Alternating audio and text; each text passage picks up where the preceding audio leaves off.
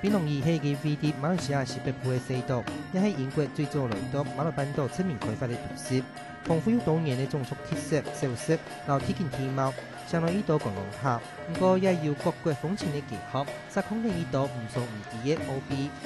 边上迄个动语言的沙边呢，行啲路巷，可能到当到文字所写的看板，看到喺法文写的看板呢，就表示也系法言开店的。不过马来西亚政府呢，一个当特别的规定，最啲法文呢，专门比马来文更加大。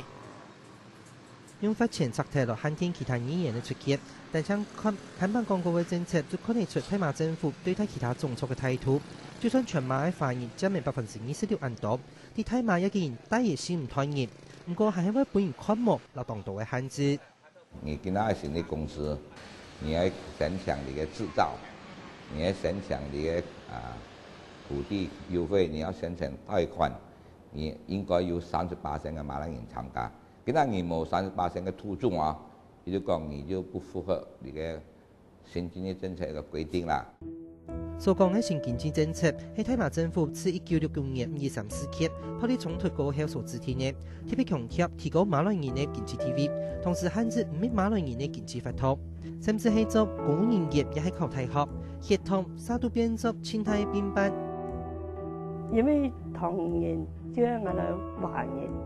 在那个马来西亚嘅公务员方面，8%系最多系企喺30%。因為佢要孤大住過大，要限量，唔係講啊，你先節後你天作地業太好。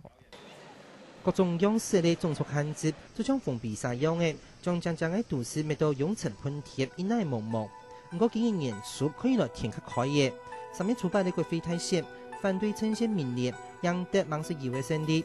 全馬13組都包括檳城、霹靂、然後蘇到吉隆坡嘅鐵欄河，亦都衝入五大組。由明年贏得嘅執政期，明年所講嘅多元種族思考嘅政策，亦開始得到馬來西亞跨種族嘅支持。愛鬥得冷我一隻時代，而愛唔再你唔好再講種族，唔好再講嗰隻物嘅宗教嘅，你喺鬥見下我哋愛講真正嘅政治理念嘅話。一場本要按照馬來西亞政治開社會大選度，行人沒有參加，所以行人將佔領全馬5%嘅人口。呢度合適的建議係喺為了爭取馬來西亞嘅民主而打拼，